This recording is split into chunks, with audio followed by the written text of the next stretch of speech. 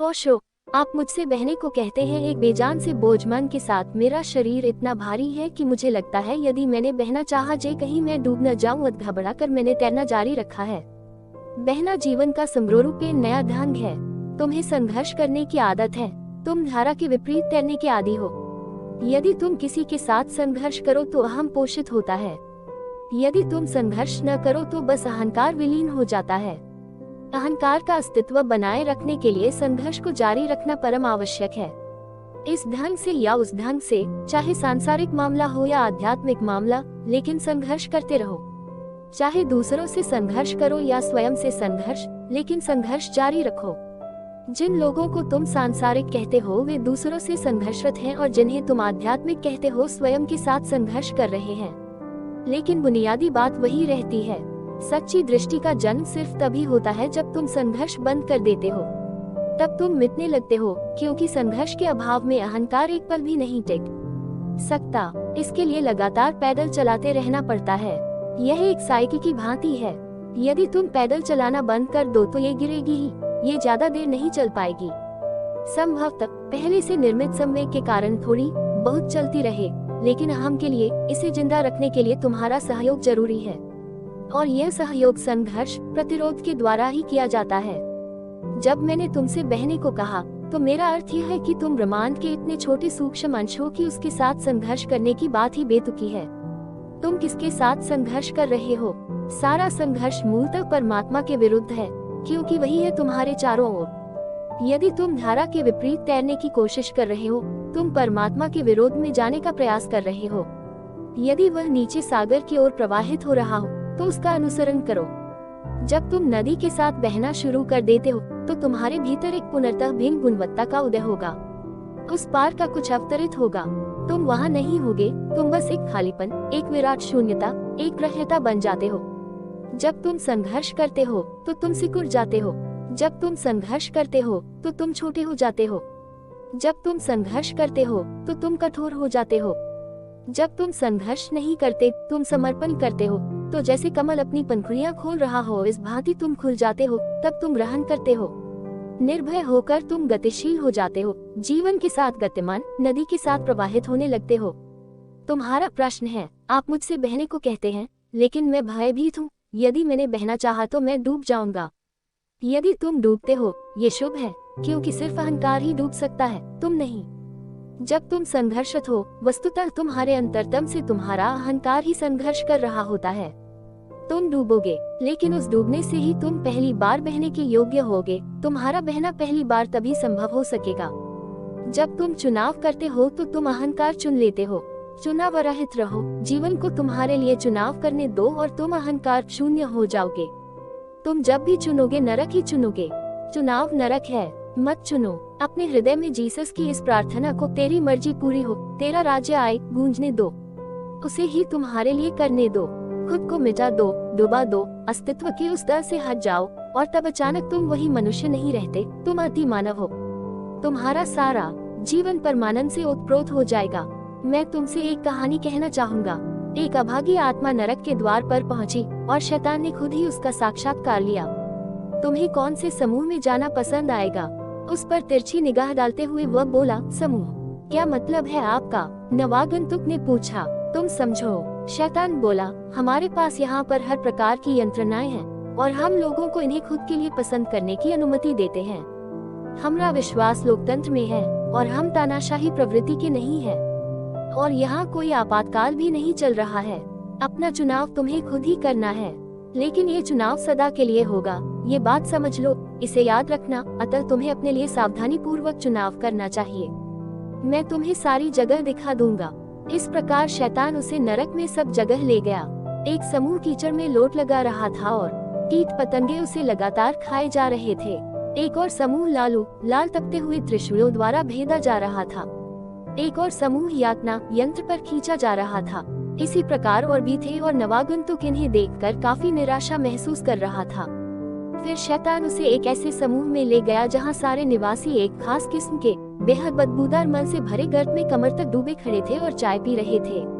यह कोई ज्यादा बुरा नहीं लगता, उसने सोचा। मैं यही समूह चुनूंगा। उसने शैतान से कहा, क्या तुम पक्के तौर से कह रहे हो शैतान ने पूछा, याद रहे तुम फिर अपना मन नहीं बदल सकोगे और ये हमेशा हमेशा और हमेशा के लिए है। नहीं, मेरा फैसला अटल है, मेरे लिए यही ठीक है। नए नरकजीवी ने कहा, बहुत अच्छा। शैतान ने कहा, इसमें चले जाओ। और जैसे ही वह भागा जीव उसमें कूदा। एक सीटी बजी और आवाज सुनाई दी, बस बहुत हुआ, चलो सभी लोग सिर के बल खड़े हो जाओ, चाय का समय खत्म हो गया है। यदि तुम चुनाव करो तो तुम नरक चुनते हो। चुनाव नरक है। इसी प्रकार से तुमने एक चुनाव करके ही खुद के चारों ओर अपना नरक निर्मित कर लिया है। जब तुम चुनाव करते हो तो तुम परमात्मा को तुम्हारे लिए नहीं चुनने देते। कृष्णमूर्ति चुनावरहितता पर जोर दिए चले जाते हैं। ये सारी कहानी का सिर्फ एक छोर है। दूसरा छोर यह है कि अगर तुम चुनाव रहित हो तो परमात्मा तुम्हारे लिए चुनता है। चुनाव रहित रहो, ये कहानी का आधा भाग है, मात्र एक आरंभ। जिस क्षण तुम चुनाव रहित होते हो, जीवन प्रवाहित होता है। तुम वहाँ नहीं होते, जीवन प्रवाहित होगा, और तुम नरक के सिवाय कुछ भी नहीं हो। जैसे ही तुम स्वयं एवं परमात्मा के बीच से हट जाते हो, वही चुनाव करता है। वो सदा से ही तुम्हारे लिए चुनता रहा है। एक कहावत है जिसमें कहा गया है, मनुष्य प्रस्तावित करता है परंतु ईश्वर इसे समाप्त कर देता है। वास्तविकता इससे बिल्कुल विपरीत है। ईश्वर प्रस्तावित करता है और मनुष्य इसे मिटाए चला जाता है। जब तुम्हें अचुनाव के सौंदर्य और उसके साथ बहने की अनुभूति हो जाती है तो फिर तुम कभी नहीं चुनोगे, क्योंकि जब भी तुम चुनते हो तुम नरक चुनते हो, और जो कुछ भी तुम चुनते हो तुम नरक को ही चुनते हो। इसलिए मैं चाहूंगा कि तुम डूबो, मेरे आशीष के साथ डूबो। जब जीसस कहते हैं कि जो खुद से चिपकेंगे अपने आप को खो देंगे और जो खो देने को राजी है वे पा लेंगे, तो उनका अभिप्राय ठीक यही है।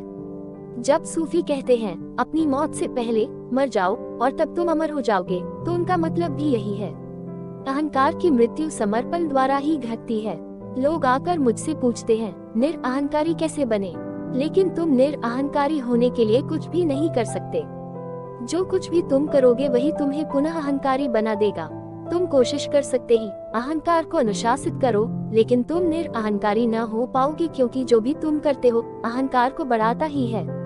जिस क्षण तुम कर्ता बन जाते हो, चाहे किसी भी ढंग से, तुम विनम्र होने का प्रयास कर सकते हो, लेकिन अगर तुम्हारी विनम्रता अभ्यास से आई है, तुम्हारे द्वारा आरोपित की गई है, तब कहीं गहराई में विनम्रता के भीतर अहंकार ताज पहने बैठा रहेगा और यह कहता रहेगा, देखो मैं कितना विनम्र हूँ। मैंने एक व्यक्ति के बारे में सुना है जो महान मनस्विद एडलर, जिसने हीनता ग्रंथि इंफीरियरिटी कॉम्प्लेक्स शब्द इजाद किया था, से मिलने गया। उस व्यक्ति का मनोविश्लेषण किया गया। कुछ माह बाद और बड़े परिश्रम के उपरांत एडलर ने उससे कहा, अब तुम ठीक हो गए हो। उस व्यक्ति ने कहा, हाँ, मैं भी महसूस करता हूँ कि मैं ठीक हूँ। अब मैं ऐसा व्यक्ति हूँ जिसमें दुनिया की सबसे सुंदर हीनता ग्रंथि है, सारे संसार की सर्वश्रेष्ठ हीनता ग्रंथि। हीनता की ग्रंथि, और वह भी सबसे सुंदर और सर्वश्रेष्ठ। ऐसा संभव है, ये रोज ही घटता है। तुम हीनता की ग्रंथि के बारे में भी अहंकारी हो सकते हो। तुम्हारी हीनता की ग्रंथि के बारे में भी तुम में श्रेष्ठता की ग्रंथि हो सकती है। मनुष्य कितना विचित्र होता है। धार्मिक व्यक्तियों के पास जाकर उनकी शक्लें देखो, वे हर प्रकार से विनम्रता दिखाते हैं, लेकिन उनसे परिचित होने के लिए तुम्हें उनके भीतर जरा गहरे उतरना पड़ेगा। गहरे में उनका अहंकार यह महसूस करते हुए, मुझसे ज्यादा विनम्र कोई और नहीं है, अति प्रसन्न रहता है। यदि तुम किसी धार्मिक व्यक्ति से कहो, मुझे एक ऐसा व्यक्ति मिल गया है जो आपसे ज्यादा विनम्र है, तो उसे चोट पहुंचेगी, वह अपमानित महसूस करेगा। उससे ज्यादा विनम्र कोई नहीं हो सकता, यह असंभव है। लेकिन अहंकार का कुल प्रयास यही तो है, मुझसे ज्यादा अच्छा मकान किसी के पास न हो, मेरी कार से ज्यादा अच्छी कार किसी पास न हो, किसी का चेहरा मुझसे अधिक सुंदर न हो, मुझसे ज्यादा जानकारी किसी के पास न हो। ऐसी तुलना में पढ़कर स्वयं को बेहतर समझना ही तो है अहंकार। इसे बदलने के लिए तुम कुछ भी नहीं कर सकते। तुम तो बस इस बात को देख सकते हो कि तुम्हारी ओर से कुछ भी किए जाने की कोई जरूरत नहीं है, और एक बार तुम इसे गिरा दो, बल्कि ये कहना उचित रहेगा कि एक बार तुम्हारी गहरी समझ में ये गिर जाए, तुम जीवन के प्रति खुल जाते हो। तब एक खुले कक्ष में बहती शीतल समीर की भांति जीवन तुम में से प्रवाहित होने लगता है। अभी तुम एक बंद कमरे जैसे हो, सारी खिड़कियां, दरवाजे बंद हैं, न कोई प्रकाश किरण तुम में प्रविष्ट होती है, न कोई ताजी हवा का झोंका तुम में होकर गुजरता है। तुम अपनी गुफा में हो, बंद और निसंदेह। अगर तुम्हें दम घुटने जैसा लगे तो ये स्वाभाविक है, लेकिन मैं जानता हूँ कि खुद को डूबने देना कठिन है। इसमें समय लगता है, कुछ झलकियाँ चाहिए। कभी कभी बहते जाओ, ऐसे मत महसूस करो कि नदी तुम्हें लिए जा रही है। कभी बाग में बस बैठ जाओ, चुनाव मत करो। ऐसा मत कहो कि क्या सुंदर है और क्या कुरूप। विभाजन मत करो, बस प्रत्येक वस्तु के प्रति मात्र वहाँ उपस्थित रहो। कभी बाजार में टहलने निकल पड़ो, न निंदा न प्रशंसा, कुछ कहना मत। बहुत से ढंगों से सीखो कि कैसे बिना मूल्यांकन किए बस मौजूद रहा जाए, क्योंकि जिस क्षण तुम मूल्यांकन करते हो तुमने चुनाव कर लिया। जिस क्षण तुमने कहा यह अच्छा है, तुम कह रहे हो मैं इसे पाना चाहता हूँ। जिस क्षण तुम कहते हो ये बुरा है, तुम कह रहे हो मैं इसे नहीं चाहता, मैं इसे पाना नहीं चाहता हूँ। जिस क्षण तुमने कहा ये स्त्री खूबसूरत है, तुम में कामना उठ गई। जिस पल तुमने कहा ये स्त्री बदसूरत है, तुम विकर्षित हो चुके होते हो। तुम पहले से ही भले और बुरे की, सुंदर और कुरूप की द्वैत की पकड़ में फंस चुके होते हो। तुम्हारे भीतर चुनाव प्रविष्ट हो चुका है। अहंकार के ढंग बहुत सूक्ष्म हैं। व्यक्ति को बहुत सजग रहना होता है, और एक बार, बस एक पल के लिए ही तुम जान लो कि अहंकार वहाँ नहीं है। तुम इसे निर्मित नहीं कर रहे हो। अचानक सारे द्वार खुल जाते हैं और हर ओर से, सारी दिशाओं से जीवन तुम्हारी ओर उमड़ने लगता है। यह उमड़ना अति सुकोमल है। अगर तुम जागरूक नहीं हो तो तुम इसे जान भी न पाओगे, महसूस भी न कर सकोगे। परमात्मा का स्पर्श बहुत सूक्ष्म होता है। इसकी अनुशन के लिए बहुत संवेदनशील होने की जरूरत है। गहन समर्पण, संवेदनशीलता, जागरूकता में अचानक तुम किसी ऐसे भाव से भर उठते हो जिसे तुमने पहले कभी न जाना था। ये हमेशा से वहाँ था, लेकिन इसकी संचेतना होने के लिए तुम अति स्थूल थे। ये सदा से वहाँ था, लेकिन तुम संघर्ष में, अहंकार को पोषित करने के उपायों में इस कदर उलझे हुए थे कि तुम कभी पीछे मुड़कर इसे महसूस न कर सके। ये वहाँ सदा मौजूद था, पर तुम उपस्थित नहीं थे। ये हमेशा से तुम्हारी प्रतीक्षा कर रहा था, लेकिन तुम घर लौटना भूल चुके थे। अहंकार को गिरा देना ही घर लौटने का उपाय है, इसलिए खुद को डुबा दो। यहाँ मैं तुम्हें इसी की सारी कला सिखा रहा हूँ। यदि मैं कुछ भी सिखा रहा हूँ तो मैं तुम्हें मृत्यु सिखा रहा हूँ, क्योंकि मैं जानता हूँ केवल मृत्यु द्वारा ही पुनर्जीवन मिलता है।